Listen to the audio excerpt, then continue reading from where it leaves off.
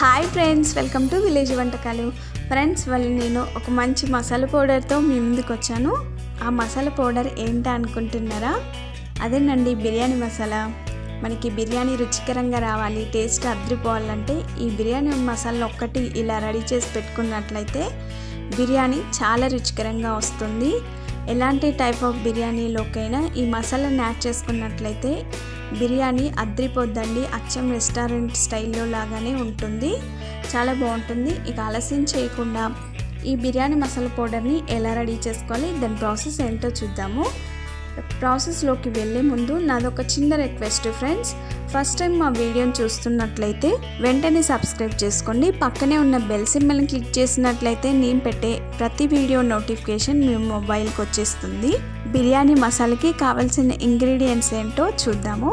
ముందుగా ఒక ప్లేట్లోకి 1 టీ స్పూన్ మిరియాలు, అలాగే 1 టీ స్పూన్ లవంగాలు, కొంచెం బిర్యానీ పువ్వు, 1 టీ స్పూన్ యాలకులు, అలాగే కొంచెం చెక్క, అంటే ఇది కూడా 1 టీ స్పూన్ తీసుకున్నాను. ఒక 3-4 బిర్యానీ ఆకులు, అలాగే వేరొక చిన్న ప్లేట్లోకి 1 టీ స్పూన్ జీలకర్ర, అలాగే 1 టీ స్పూన్ సాజీరా, 1/2 టీ స్పూన్ సోంపు తీసుకోవాలి, అలాగే 2 టీ స్పూన్ ధనియాలు తీసుకోవాలి. తర్వాత మధ్యలో చూడండి ఒక జాజికాయ, అలాగే 1 టీ స్పూన్ వరకు జాపత్రి. ఈ జాపత్రిని నేను చిన్న చిన్న పీసెస్ లాగా కట్ చేసి తీసుకున్నాను. అంతే ఫ్రెండ్స్, బిర్యానీ మసాలా టేస్టీగా రావాలంటే ఈ ఇంగ్రీడియంట్స్ ఉంటే చాలు. చాలా రుచికరమైన బిర్యానీ మసాలా రెడీ అయినట్లే. ఆ తర్వాత ప్రాసెస్లోకి వెళ్దాము. స్టవ్ పైన ఒక బాండి పెట్టుకొని అందులో మనం తీసుకున్న చెక్క, బిర్యానీ పువ్వు, మిరియాలు, లవంగాలు,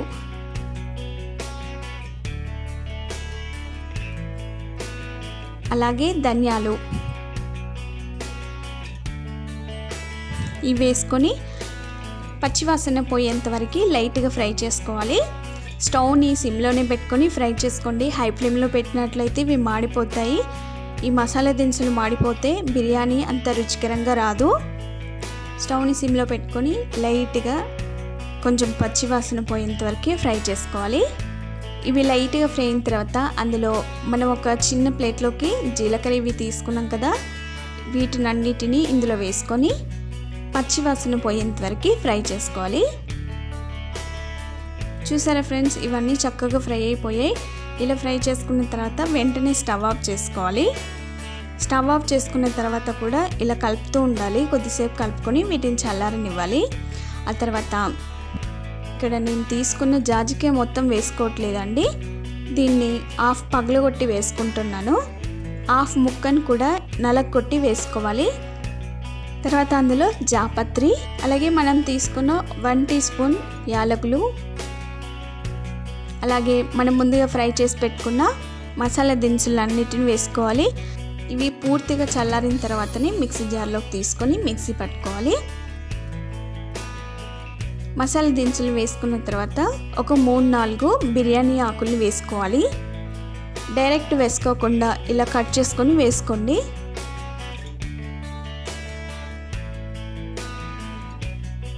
తర్వాత అందులో 1 పించ్ రాళ్ళ ఉప్పు వేసుకోవాలి. దేనిలోనైనా మసాలాలు పట్టుకునేటప్పుడు కొంచెం ఉప్పు వేసుకోండి, చాలా బాగుంటుంది. అలాగే ఎక్కువ రోజులు ఉన్నా కూడా పురుగు పట్టకుండా ఉంటుంది. కొంచెం ఉప్పు వేసుకుంటే మసాలా టేస్టీగా వస్తుంది. దానిపై మూత పెట్టుకొని మిక్సీ పట్టుకోవాలి. ఇలా మెత్తని పౌడర్ లాగా మిక్సీ పట్టుకున్న తర్వాత అందులో 1/2 టీ స్పూన్ వరకు పసుపు, అలాగే 1 టీ స్పూన్ కారం వేసుకోవాలి. ఒకసారి కలుపుకొని మరలా ఒకసారి మిక్సీ పట్టుకోవాలి. మసాలాని మిక్సీ పట్టుకొని బౌల్లోకి తీసుకున్న తర్వాత కూడా పసుపు, కారం యాడ్ చేసుకోవచ్చండి. కాకపోతే ఇలా మిక్సీలో వేసుకొని మనం మిక్సీ పట్టుకున్నట్లయితే అన్నీ కూడా ఈవెన్గా కలిసిపోతాయి. ఇలా మిక్సీ పట్టుకున్న తర్వాత చూడండి, మిక్సీ పడుతుంటేనే మంచి గుమగుమల వాసన వస్తుంది, బిర్యానీ స్మెల్ వచ్చేస్తుంది. ఇలా మిక్సీ పట్టుకున్న మసాలా పౌడర్ని ఒక బౌల్లోకి తీసుకోవాలి.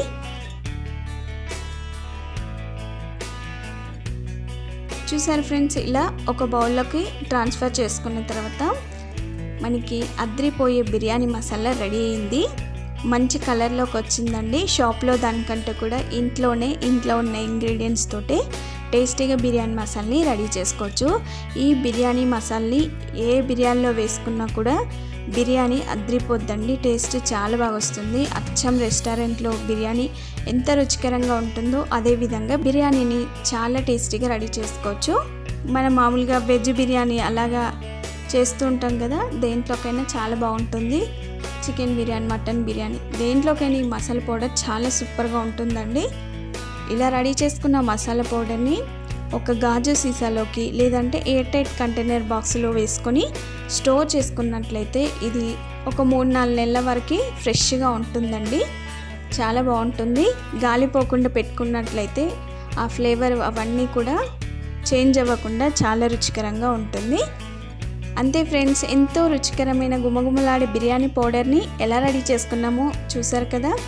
ఇలా రెడీ చేసుకొని పెట్టుకున్నట్లయితే మీ పని కూడా సులువుగా అయిపోతుంది. బిర్యానీ మసాలా పౌడర్ రెడీగా ఉన్నట్లయితే బిర్యానీని ఈజీగా రెడీ చేసుకోవచ్చు.